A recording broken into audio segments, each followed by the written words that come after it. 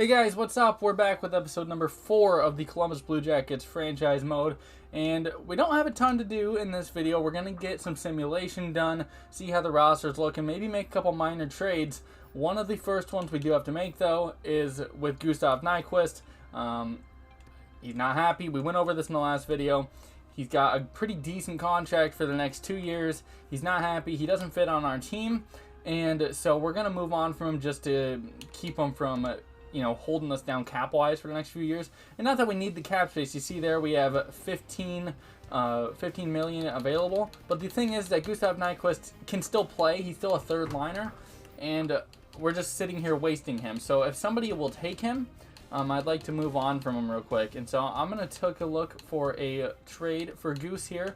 And I'll get back to you. Alright, so the Islanders are offering us Matt Irwin in exchange for Gustav Nyquist.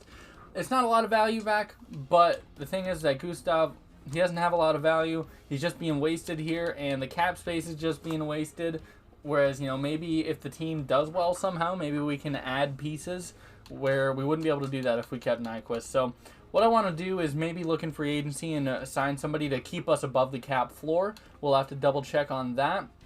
And then, but yeah, as you can see, we don't really need him. And defensively, we have 1, 2, 3, 4, 5, 6, 7 defensemen. We could send down Clendening to the AHL and use our guy, use Irwin in the NHL. So I'm just going to make that trade. Sucks to have Nyquist go for no value, and he didn't really do well with us, but it is what it is. So now we need to go check out how we are as far as the cap floor, because obviously if you sim to the start of the season and you're not above it, which actually kind of looks like we are still above the cap floor. But as you know, or if you don't, if you get to the start of the season and you're not above the cap floor, everybody's contract on your team will go up in value. So Patrick Laine is making like $8 million for us or something. If we go up there, his contract might go up to $8.5 million to compensate for it. So I still want to make maybe a forward free agent acquisition here. There's one, Marco Dano, or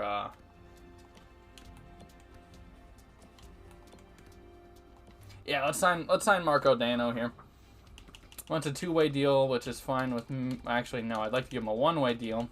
That way we can use a little bit more cap on him just to be sure that we hit the floor. Give him 1.5 mil. And we should be good there.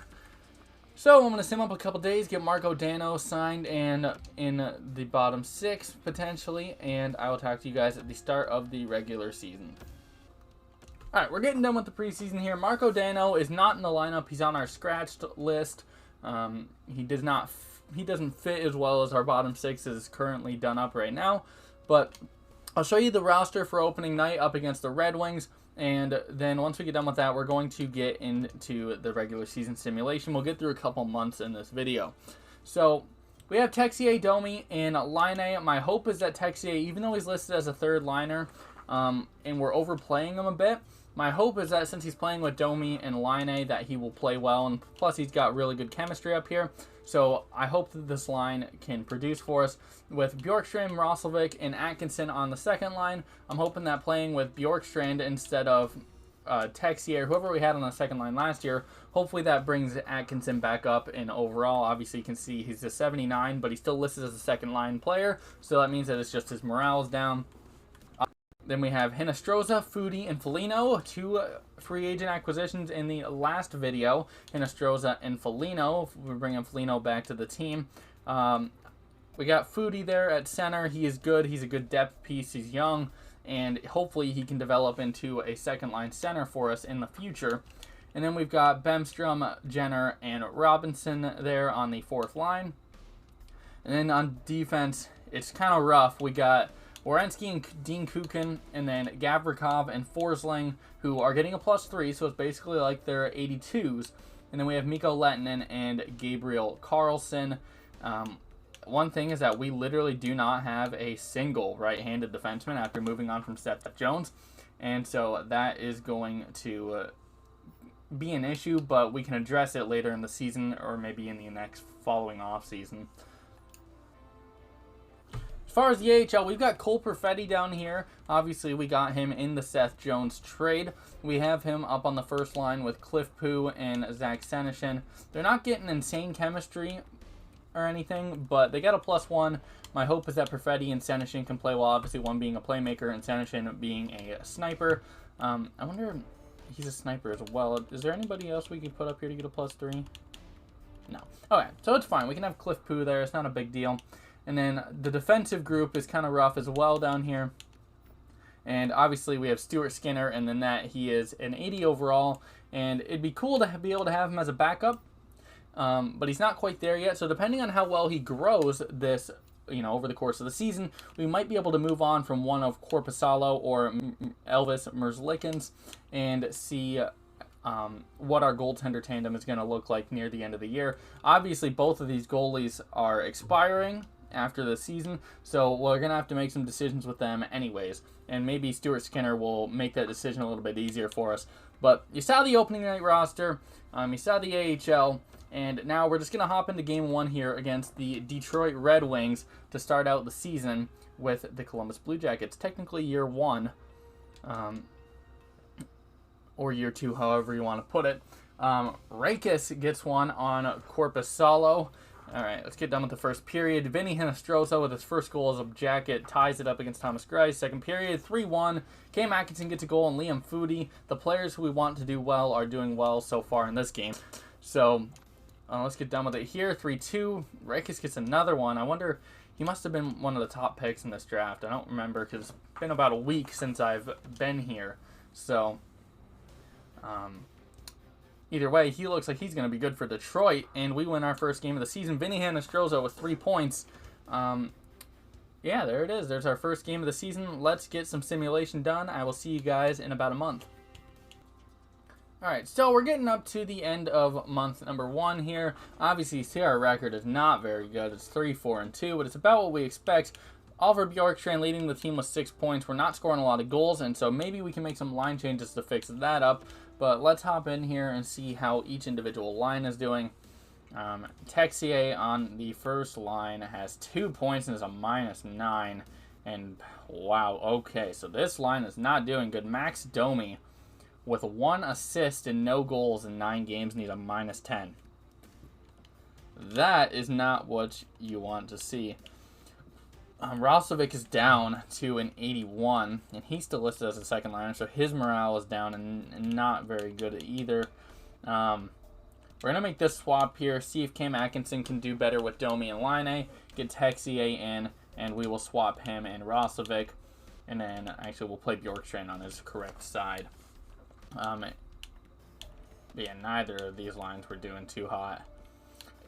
Our third line has 2 points from Foligno, 6 points from Foudy, and 5 from Hinostroza. So these two players are doing pretty well together. And then we have Bemstrom, who's got 5 points, Jenner with 5 points, and Robinson with 1. As long as this line's a plus, I don't really care. As far as defensively, we got 6 points from Werenski, so tied for the team lead, -1. And everybody else is struggling. Obviously, Matt Irwin is in the lineup because we lost Gabriel Carlson to a separated shoulder. He's listed as a top 4 defenseman. He is not happy. Okay. Yeah, so the mood is down here in Columbus. Nobody's happy. Nobody wants to be here right now. They don't want to be playing hockey. We got to try and figure something out here. We're going to sim up a little bit more with the line changes to the first and second lines, and we're going to see if maybe we can turn the simulation around a little bit. But like I said, we don't really expect to do all that great. But you don't want to do super bad either to the point that nobody wants to play here. So let's see how this month goes. All right, closing here on the end of November, and the record is not looking much better. We're still struggling to score goals. We had a couple games where we did a little bit better. Obviously, you see Patrick Laine doing doing quite a bit better. He's got 17 points in 23 games. He's still -9. Bjorkstrand's up to 15. Domi's up to 14 at least. So if he had 1 point in 9 games, what's that after that? So 14 games, and he had 13 points. So moving Atkinson up a line definitely helped out the team as far as goal scoring with our top line, but everybody's still minuses. Roslovic's an even player, so at least he's doing all right. He's dropped again to an 80 overall. Man, the morale is really screwing us over right now. So Zach Werenski, Texier, Bemstrom, yeah, they're all minuses. Everybody's mad. Everybody's doing bad. I'm not entirely sure what to do here outside of making trades. Obviously, our goaltending is not going to be that good when we don't have good defense and we don't have good forwards. So if we're not scoring and we're not having any good defense to go with it, the goaltenders are just kind of being hung out to dry. As far as rookies, we have Liam Foudy, who's doing all right. You'd love to see him doing better, but again, there's not much he can do. He's dropped as well to a 79. We need to figure something out here, or else we're going to have a lot of players starting going down in overall. Alright, so I went through and made a couple line changes here. We got Lettinen up on the first pair, Irwin on the second, and Gavrikov and Kukin down on the third. We've got Cam Atkinson obviously still up here on the first line. I was tempted to move Bjorkstrand up instead of him because, as you can see, Bjorkstrand is actually listed as a first-line forward. And so I'm not sure if that means we should put him up there or not, just because I don't want to mess with the chemistry, and this line's been doing better, but we also don't want to stunt Bjorkstrand's development, even though he's already 26. We want him to perform to the best of his abilities, and unfortunately that might mean getting rid of the +3 and moving Atkinson down, which is going to hurt Atkinson, but also he's 32. He might not be part of the future here, whereas Bjorkstrand is, and so we want to cater to him more so than Cam Atkinson, but that's for maybe another month down the road. Maybe we'll see what we're looking like. I moved Nick Foligno up to the second line and moved Texier down to the third line left wing, which is his primary position, along with Foudy and Hinostroza. So we got a little bit younger line here. It's actually crazy to me that Hinostroza is 27. Just seeing him with the Hawks a long time ago. But we've got them on a line. Hinostroza is still very, very good offensively, at least in the statistical department. He's not doing too great on paper as far as his actual stats, goals and assists. But we got him with Foudy and Texier. Hopefully they can do good. And then we're not going to change anything with this line. There's nothing we can do with them. Obviously, Gabriel Carson is still out. We got Dano and Stenlund. Not going to make any changes there, though. As far as goaltending, Korpisalo still not doing too great. He and Merzlikins, they're just being hung out to dry. I don't know what else we can do with them. So we're going to sim up another couple weeks, and we will see where we're at. Maybe we'll end up moving Bjorkstrand onto the first line alongside Line and Domi. Alright, so we're getting into the All-Star break here. We went on a pretty good winning streak. We won 4 of our last 5. Let's stop the sim there as we go on to lose 2 in a row. But starting with the Kings here, we score 4 on them, lose to the Sharks, but then we score 8 on the Leafs, score 5 on the Oilers, and then 4 in back-to-back games against the Wings and Capitals. Going into the All-Star break, that was a good little stretch, but then we go right back to our old ways of 1 goal for and 0 goals for. We get shut out against Chicago. Let's slow sim here up against Tampa Bay. We beat them earlier in the year. Let's see if we can do it again. First period up against Tampa, we're up 1-0. Bemstrom. We did lose one of our fourth liners for a little bit due to injury, so Bemstrom is in the lineup. Second period, we're going to go up 2-0. Dean Kukin on the third pair. Going into period number 3, let's see if we can shut them down. Got 15 minutes to go. Let's get out of this game here. And we get a third goal from Patrick Laine. We shut out Tampa Bay 3-0. Because, of course, we do. Bemstrom with 2 points. Maybe we need to leave him in the lineup. But let's go take a look at how the squad is doing. We'll actually get past Minnesota here and get to the start of January. Gabriel Carlson is back. Tennishin's out with an injury. I think I might have to lower the injuries. We've just been getting hammered with them bad. We beat the Minnesota Wild there in a shootout, but that means that we only scored 1 goal in regulation and overtime, so that's still doing bad. Controller batteries are low. That's fun. But you saw there Patrick Laine doing all right. He's not doing insane or anything, but he's got 20 goals in 40 games almost. He's got 30 points there's not much that we can do else with Patrick Laine. I think we're going to move Bjorkstrand up here and lose a +3 just to get them going. Roslovic went down to a 78. He's back up to an 80, so hopefully maybe that's going to suck moving Bjorkstrand away from him. But unfortunately, these two of these players, Laine and Bjorkstrand, we are 100% want to have them as part of our future. And then Max Domi is just kind of here for now. He's 26, but depending on how he does, he might not be here. So we have Roslovic, Foligno, Atkinson. They're all going to be gone if they don't start doing well. But Foligno and Atkinson are getting up there in age. Roslovic is done after this year. Texier is still young. Fudi's still young. And Hinostroza is obviously, I think he's on a 2-year deal. Yep. And so that's fine.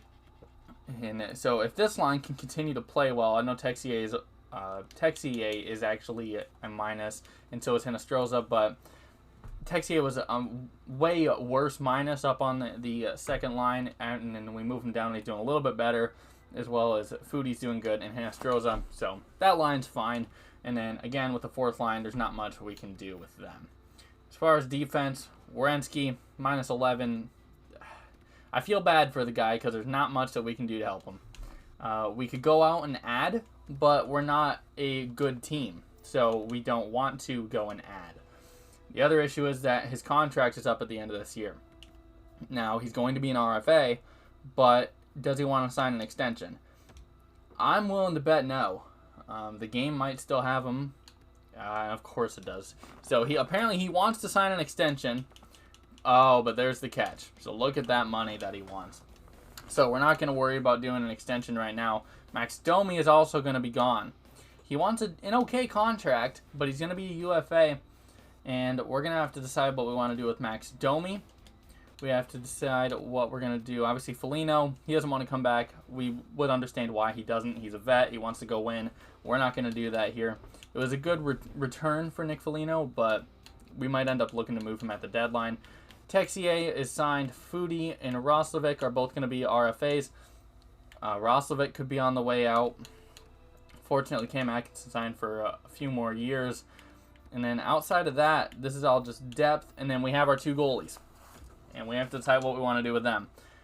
Korpisalo wants a good contract, 6 years at $4 million. Elvis wants an even cheaper contract, so we could still theoretically bring both of them back.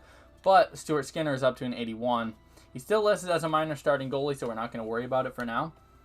Obviously, we have Vorobiev there, as well as Delia and Kasky. So I don't remember getting Delia, but it's fine.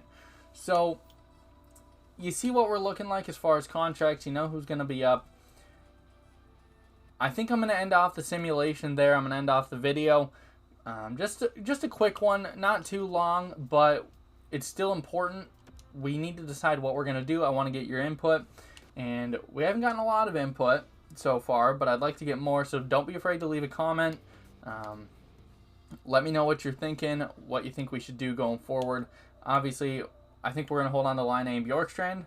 But other than that, pretty much everybody on forward is on the table to be moved. Domi could be gone. Atkinson, if we can move them. Hinostroza, Roslovic, obviously Texier and Fudi are going to stay, but everybody can be moved. And as far as defense, it's pretty much the same thing, except we have Zach Werenski. And even he's going to be done after this year, and we have to re-sign him. So he's going to be an RFA.